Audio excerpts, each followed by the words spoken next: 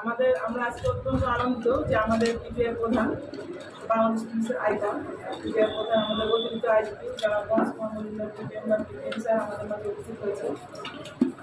Sir আমাদের যশোরের প্রথম পিপিআই প্রথম আসলেন। আপনারা সবাই জানেন পিপিআই কার্যক্রম সম্পর্কে এবং তদন্ত নিয়ে স্যার তদন্ত নিয়ে থাকেন এবং আমাদের সবসময় দিক নির্দেশনা এবং আমাদের যত সফলতা স্যারের দিক নির্দেশনাতেই আমরা সবসময় কাজ করে আমরা সফল হব। স্যারকে পেয়ে আজকে আমরা অনেক আনন্দিত এবং এই জন্য আপনাদেরকে দেখেছি যদি আপনারা কিছু জানার থাকে বা স্যারের কাছে কিছু বলার থাকে সেটা বলতে পারেন, যেহেতু আপনারা যশোরের পিপিআই সব নিউজ আপনারা সবসময় টেলিকাস্ট করেন এবং প্রকাশ করেন। এই জন্য আমি আবারও কৃতজ্ঞতা জানাই আপনাদের। স্যার আসবেন শুনে আপনাদেরকে একদিন ফোন করেছিল যে আপনার আমাকে আসবে কিনা, যার জন্য আমি পরে আপনাদের সবাইকে দেখেছি। এই জন্য আমি আবারও ধন্যবাদ জানাচ্ছি। আমি আমাদের স্যারকে সবসময় যশোরের অনেক বাংলাদেশের অন্যতম স্যার বড় প্রেস ক্লাব, এখানে অনেক সাংবাদিক আছে স্যার এবং নাম করা সাংবাদিক যশোরে অনেকে আছেন সবাই। স্যার এটা আমাদের পিবিআই নিউজ তারা সবসময় আমরা একটা মেল করলে স্যার তারা চলে আসেন স্যার সবসময় আমাদের সাথে তারা কাজ করেন। স্যার আপনি এসেছেন শুনে তারা এসেছে স্যার নিউজের সাথে তারা আপনার কিছু বক্তব্য শুনতে চায়, তাদের যদি কিছু জিজ্ঞাসা করা থাকে তারা জিজ্ঞাসা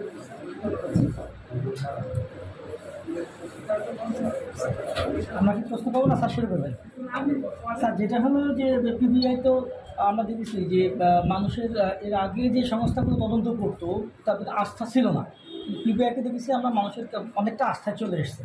এই যে আরও আস্থা আনার জন্য আপনাদের পরিকল্পনাটা কী? আর আপনাদের টেকনোলজিটা আমরা দেখছি যে জেলা পর্যায়ে অনেকটাই দূরত্ব, মনে করেন যে যশোরের জেলা পর্যায়ে টেকনোলজিটা ঢাকাতে সহযোগিতা নিতে হয়, এটা কি বিভাগীয় পর্যায়ে এই ইনস্ট্রুমেন্টগুলো বসানো সম্ভব, পরিকল্পনা আছে কিনা?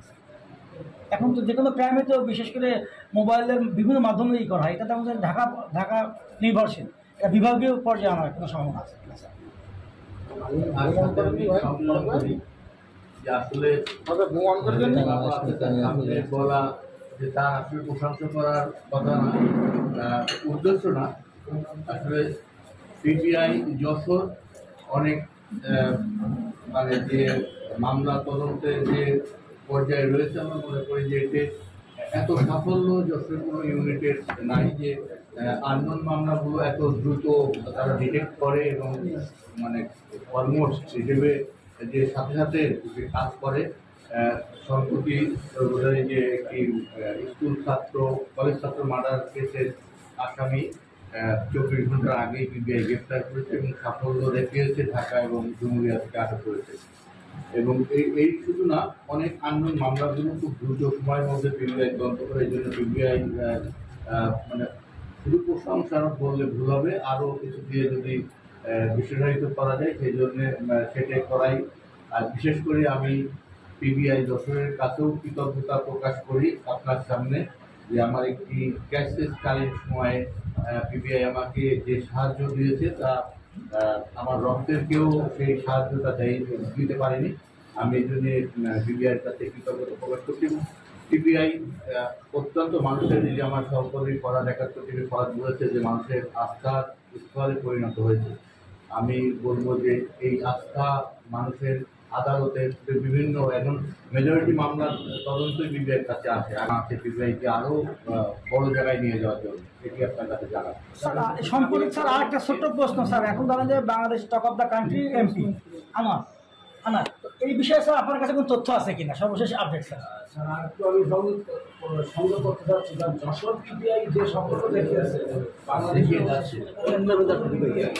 এতটা দেখিয়েছে কি তাদের না দেখিয়ে থাকে যশোর পিবিআই এর জন্য আর কি পুরস্কার পেতে পারে, স্পেশাল কোনো কারণ আমরা প্রথম পিবিআইকে খুব বড় আকার দিয়েছিলাম ওদের 10 বছর আগে শুরুহীন একটা মার্ডার শুধু কন্ট্রোল পাওয়া গেছিল গ্রামের মধ্যে থেকে। তারপরে তোমার পিবিআই অনেক অনেক বড় বড় অনেক সফল পিবিআই অন্য কোনো জায়গায় জানা নেই। এই বিষয়েও যদি একটু আলোকপাত করেন যশোর স্পেশালাইজড হচ্ছে কিনা। না ঠিক আছে আপনাদের যারা প্রেস এবং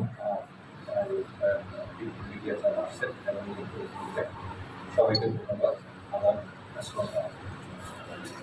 আমরা যশোরের খুব শক্তিশালী দেশ। আপনারা এখানে অনেক আগে সম্পাদক কোনো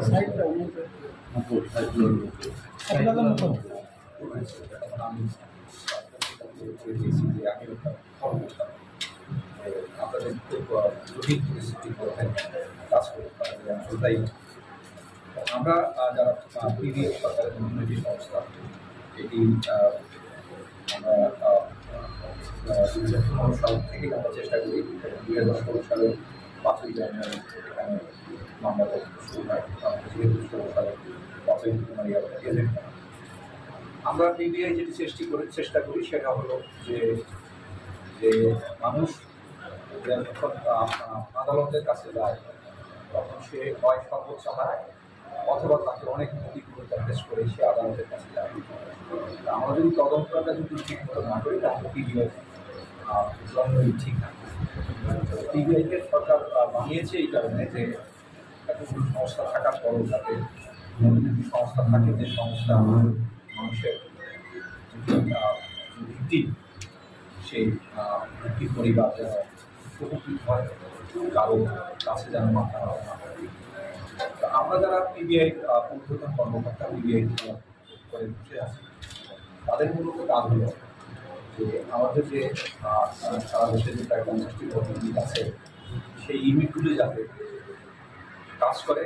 এবং আমি সবসময় বলবো যে মামলা ডিটেকশন করার কোনো দরকার আমি সবসময় মামলা ডিটেকশন করা দরকারটা হলো আপনি চেষ্টা করছেন কারণ আমরা পিবিআই অনেক সাধারণ যে পিবিআই আপনারা বলছেন যে আপনাদের বিষয়ে অনেক সাধারণ তারপরও আমাদের কয়েকটা মামলা পাই আমাদের কষ্টটা শিখি এই কারণে আমরা বলি লেগে থাকি। এবং পিবিআই এই যে হাল না ছাড়া যে আমরা একটি জায়গায় গিয়েছি শুরু করেছি আমরা যদি এই হাল না ছাড়া এটি যদি ধরে রাখতে পারি তাহলে আপনারা যেটি বলছেন যে পিবিআই আরও উচ্চতায় যেতে যাওয়ার জন্য কী করবেন পিবিআই নিজে শিক্ষিত পারে। তো আমরা যেটা পুলিশ পিবিআই হেডকোয়ার্টার আমরা ইউনিটগুলোকে চেষ্টা করি যে তারা যে চেষ্টাটা করে আমি বলি সবসময় যে চেষ্টা করে তারা যে চেষ্টা করে সেই চেষ্টাটা যাতে ত্রুটিমুক্ত হয় অর্থাৎ সেই চেষ্টাটা যাতে যেভাবেই চেষ্টাটা আগাচ্ছে সেই চেষ্টা যেন কোনো ভুল না একটা মামলা তদন্ত করতে অনেক পরিশ্রম করতে হয় অনেক কিছু সেখানে যে আমরা যে চেষ্টাটা করেছি সেই চেষ্টাটুকুই যেন সঠিক হয়। এবং আপনারা দেখছেন যে আমাদের যে আদালত থেকে যে মামলাগুলো আসে আমরা এরকম একটি পরিস্থিতি ক্রিয়েট করেছি সেটি হলো যে মামলায় আগে আমরা বলেছি যে বাদীরই শুধু ন্যায্য অধিকার আছে যে এটি সঠিক না বাদীরই শুধু ন্যায্য অধিকার আছে এই সঠিক বিচার পাওয়ার আসামিরও সঠিক বিচার পাওয়ার অধিকার আছে।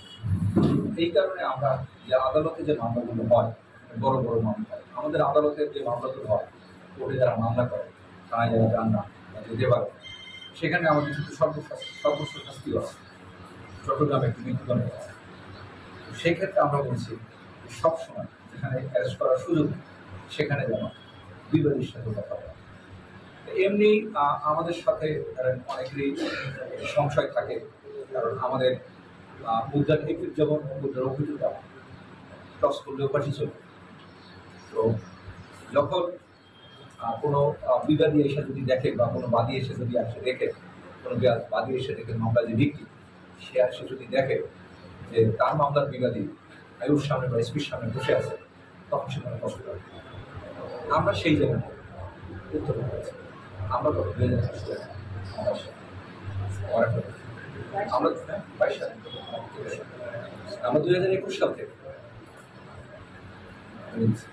21 সাল থেকে আমরা বলছি যে আদালতে যে মামলাগুলো হয় বিবাদীর সাথে কথা খালি বাদীর সাথে কথা তাহলে হয় আমাদের যদি আমরা বিবাদীর সাথে কথা বলার সাহস অর্জন করি এটা একটি সাহসের বিষয় এটি কিন্তু সাহসের বিষয় যে আপনি মামলা করেছেন আপনি দেখছেন যে আমার রুমে এসে দেখছেন যে আপনার বিবাদেই আমার রুমে হেসে হেসে এক কথা বলতেছি, তখন স্বাভাবিকভাবে তুমি কষ্ট পাবো যে আমার বাবাটার বোধহয় ন্যায় বিচার হবে। আমরা এই জায়গাটা নিয়ে এসেছি যে না, আপনি কষ্ট পাবেন, আমার নৈতিক অবস্থানটা এই জায়গায় উঠাতে হবে। বাদী যেন এসে কখনো এরকম দেখে কষ্ট পাবে, সে যেন জানে যে আমার সঠিক তদন্ত হয়। এবং আমরা চেষ্টা করি সবসময় ভিক্টিমের পক্ষে থাকার। এবং আমরা বলি যে যার কোনো তদবির নেই তার তদবির সে নিজে নিতে পারে, কারো তদবির করা। আমরা গ্রামে গঞ্জে সারা বাংলাদেশে বহু খুনের মামলা ডিটেক্ট করেছি, বহু মামলা আমরা করেছি যেখানে বাদীর কোনো তদবির, তদবির করার মতো তার সামর্থ্য, আমরা এটা করেছি। আপনি জানলে খুশি হবেন যে আমাদের অনেকগুলো ইউনিট আছে, যে ইউনিটগুলো আমাদের এই যদি আপনি এইটাকে বলেন আমার তারকা ইউনিট, কারণ আপনাদের মনের সবাই চায় যে সঠিক তদন্ত হোক, এটা সব লোকেরই বাসনা। এবং যে আমার শত্রু সেও চায়, কারণ সেও একদিন বিপদে পড়ে, সেও তো নিজের শিকার, সবাই চায়। তো সেই হিসেবে আমরা যদি এখানকার ইউনিটটিকে আমরা তারক ইউনিট ধরে, এবং আমাদের বেশ অনেকগুলো তারক ইউনিট আছে, এবং আমাদের যে এটি সাফল্য যে আমরা সবগুলোকে সামনে নিয়ে আসতে পেরেছি। তবে পিবিআইয়ের একটি বড় দুর্বলতা হলো যে আমার ইমিউনিটি চার্জ যদি একটু দুর্বল হয়ে যায়, তখন আমার টোটাল ইমিউনিটি একটু নষ্ট হয়। আমরা এখনও ওই পর্যায়ে যেতে পারবো যে আমাদের টোটাল পিবিআই টিমটা একই লাইনে হাঁটা, এটি আরও সময় নেবে। এটি যখন হবে তখন পিবিআই টিমে ঠিক করে দেবে যে ইউনিট ইনচার্জ কোন পথে যাবে। এখন যখন ইউনিট ইনচার্জ ঠিক করে দেয় টোটাল ইউনিটটা কোন দিকে যাবে, আমাদের টার্গেট হলো টোটাল ইউনিটটাই ঠিক করে দেবে ইউনিট সহ সবাই কোন দিকে যাবে। আমরা আপনাদের সাথে থাকতে চাই। আমরা যারা পিবিআই মামলা নিয়ে আসেন তাদের পক্ষে থাকতে চাই, যারা পিবিআইতে মামলার আসামি হন তাদেরও পক্ষে থাকতে চাই, যে তারাও যেন ন্যায় বিচার থেকে বঞ্চিত হয়। আমরা পিবিআই শুধু টেকনোলজি নির্ভরশীল না, আমি সবসময় বলি যে অ্যানালগ কাজও করতে হয়, অর্থাৎ ডিজিটালের পাশাপাশি টেকনোলজির পাশাপাশি আমাদের যে আগের যে সনাতন পদ্ধতি ছিল, যে ট্র্যাডিশনাল পদ্ধতি ছিল, যে বিভিন্ন মামলা যে আগেও তো বড় বড় মামলা ডিরেক্ট যখন এই ডিজিটাল আসেন তখনও বড় বড় মামলা সেই জন্য ফিরে আসে।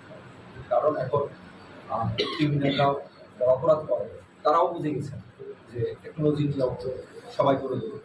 সুতরাং আমার টেকনোলজি ছাড়াও যে মামলাগুলো হয় সব মামলায় যদি টেকনোলজি লাগে। আর আমরা চেষ্টা করি যে আমরা খুলনা বিভাগীয় অফিসকে চেষ্টা করছি আমরা সব বিভাগে যাতে একটা ল্যাব করতে পারি, আমাদের সেটা পরিকল্পনা আছে। আমাদের সবচেয়ে বড় পরিকল্পনা হলো সেটি হলো যে পিবিআই প্রতিটি অফিসার জন্য সে তদন্ত সর্বোচ্চ মান বজায় রাখতে পারে। এবং আমরা জেনে আপনারা আনন্দিত হবেন যে আমাদের পিবিআই আপনারা সবসময় খুবই আমাদেরকে আলোকিত রাখার চেষ্টা করেন। আমাদের পিবিআই হেডকোয়ার্টারে সবসময় আমাদের এই কোনো না কোনো, আমি সবসময় আমাদের অফিসে 2-4 বা 2-4টা পত্রিকা অফিসে বা এই মিডিয়া অফিসে লোকজন আমাদের অফিসে এমনি গল্প করতে আসা, কিন্তু আমাদের কোনো প্রেস ইউনিট নেই, আমাদের কোনো আমাদের কোনো প্রেস ইউনিট নেই। আমরা এটা রাখি। আমরা এটা বলছি যে যদি কেউ কাজ করে, আমাদের পিবিআই ইউনিট কাজ করে, দেখেন আপনারা কিন্তু এমনিই আপনারা পোশাক দেন, কারণ আপনারাও চান যে দেশের একটি সংস্থা থাকা উচিত যার কাছে মানুষ গেলে আমরা এই বিশ্বাসটাই রাখি। এবং এইটার জন্য আমাদের সবসময় হেডকোয়ার্টারে সবসময় চেষ্টা করি যে আমাদের পিডব্লিউর জন্য কাজ করে এবং আপনাদের জন্য সবাই। আমাদের মাত্র এখানে 46টা লোক, আমি বলি আমার 46 সদস্যকে এই জেলার সবাইকে চিনতে হবে, তাহলেই বুঝবো যে আমার ইউনিটের প্রতিটি লোক কাজ করে। এবং আমাদের এখানে সবারই কাজ করতে হয়, কনস্টেবলেরও কাজ করতে হয়, এএসআইরও কাজ করতে হয় এবং সবই তদন্ত করতে হয়। এবং এই কাজ করতে গিয়ে পিবিআই বিভিন্ন ধরনের ইনোভেশন করেছে তদন্তে। এবং আমাদের মূল উদ্দেশ্য হলো যে তদন্তকে এরকম একটি জায়গায় নিয়ে যাওয়া যেখানে বিচার যখন শুরু হবে খুব দ্রুত যাবে বিচারটি ঝুলে নেয়, সেটি কীভাবে কী করা যাবে আমরা সেই গবেষণা নিরন্তর করছি। এটি নিরন্তর গবেষণা করছি। যে কিছুক্ষণ আগেও আমরা জেলা পুলিশে বলে আছি যে আমরা যদি সঠিক তদন্ত সঠিকভাবে করতে পারি, এবং এই যে আপনারা যেমন মনে করেন যে আমি আপনাদের উদাহরণ দিয়েছি যে কোনো এই যে 71 ডিবিসি সময় যাদেরকে দেখেছি যে সমাজের কথা, এরা যখন ভালো রিপোর্ট করে আপনারা একটা রিপোর্ট সব সর্বোচ্চ 1.5 মিনিট বা 2.5 মিনিটের মধ্যে শেষ করে দেয় এবং পুরোটা বুঝে নেবে। আমরাও মামলার পক্ষেটা ঠিক এইভাবে জানতে হবে যাতে কোর্ট দীর্ঘ সময় নেবে তখন বিচারে না সাক্ষ্য প্রমাণ সেইভাবে সংযুক্ত এইটি সময় লাগবে। এগুলি অব্যাহত নতুন নতুন চিন্তা ভাবনা আমরা যদি সেটি করতে পারি তাহলে পিবিআই টিকে থাকবে এবং পিবিআইকে বাঁচতে হলে পিবিআই সরকার যে উদ্দেশ্যে করছে সেই উদ্দেশ্য আমরা এখন মতো মানে বুঝতে পারছি কিনা জানি না। পিবিআইকে যদি পুলিশের মধ্যে টিকে থাকবে এবং জনগণের মধ্যে যদি টিকে থাকবে তাকে নিরপেক্ষ তদন্ত করতে হবে, দ্রুত তদন্ত করতে হবে এবং সকলের পক্ষে তদন্ত করতে হবে। বাদীর যেমন ন্যায় বিচার পাওয়ার অধিকার আছে, বিবাদীকেও ঠিক রাখতে হবে এবং এবং এবং কোনো লোক যদি পিবিআইয়ের কাছে আসে তাকে সর্বোচ্চ সহযোগিতা করতে হবে। আমরা এই কাজটাও করি যে কোনো লোক আমাদের কাছে আসছে, আসার পর সে যদি মনে করে আমরা তাকে কাউন্সিলিং করি যে আপনি এই কাজটা করলে আমাদের সাহায্য করে। একটা পর্যায়ে যখন আমরা দেখি যে তারা অভিযোগ সত্য, তখন আমরা নিজেরাই থানায় পাঠিয়ে আমরা একটা মামলা করে আসি, কারণ আমরা কোনো ফরওয়ার্ডিং দিয়ে করতে পারলে থানা মামলা আমরা এই কাজটা করি। এবং এইগুলো যদি আমরা অব্যাহত রাখতে পারি তাহলে আমরা মানুষের পাশে থাকবো। নতুবা যদি আমরা যদি এগুলো না পারি তাহলে পিবিআই টিকবে না, পিবিআই থাকবে না এবং পিবিআই যদি মানুষের আস্থা থাকবে না, না থাকবে সরকার যে উদ্দেশ্য নিয়ে শত শত কোটি টাকা খরচ করে পিবিআই মামলা আছে সেটি ভবিষ্যৎ। পিবিআইকে টিকে থাকতে হবে, আপনাদের সাথে মিলে জনগণের সাথে মিলে জনগণের সাথে কাজ করতে হবে এবং জনগণকে তার সঠিক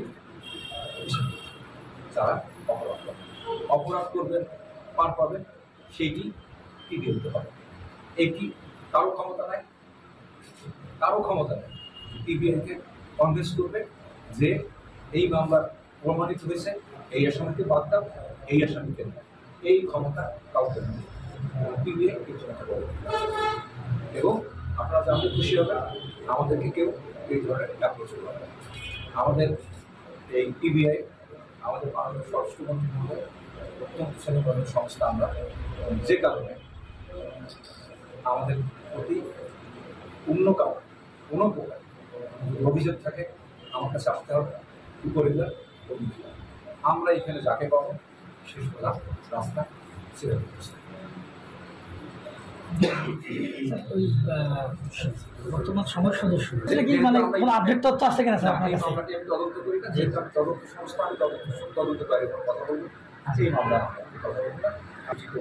মানুষ খুব বন্ধ মানুষ, আমিও একসময় রেজিস্ট্রেশন ছিলাম সেই 2001 সালে, তখন কাউন্সিলর ছিলেন এবং তখন এলাকায় থাকতে পারবেন। আমি সেই সময় থেকেছি। তো আমরা খুব ছোটোখাটো বসে অন্য চেষ্টা করছি, যেহেতু এই মামলাটি আমরা আমার শুধু দুঃখ প্রকাশ ও শোক প্রকাশ ছাড়া অনেক কিছু।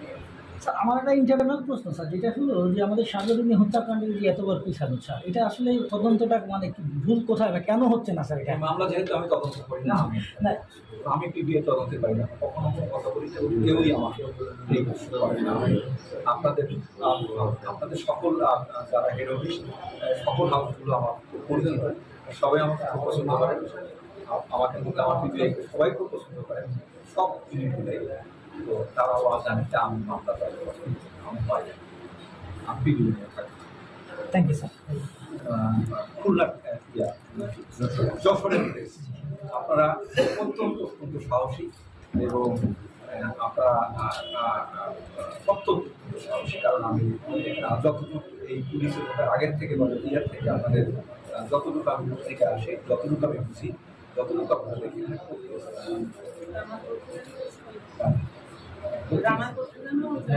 হ্যাঁ সাবলাল্লাহ মুখ জানার পত্রিকা দৈনিক জানা আর দৈনিক জনকণ্ঠের একজন সাংবাদিক ছিলেন শামসুর রহমান কেবল। উনি দুজন মারা গেছেন, একজন 99 সাল, একজন 2000 সাল। চিনতেন বোধ হয়, ওই যে আপনি যখন ধীরে যায় তখন তো ধীরে যায় অনেক রিপোর্ট চরমপন্থী নিয়ে অনেক রিপোর্ট করছে, হন্ডি ওই যে কাজল হ্যাঁ।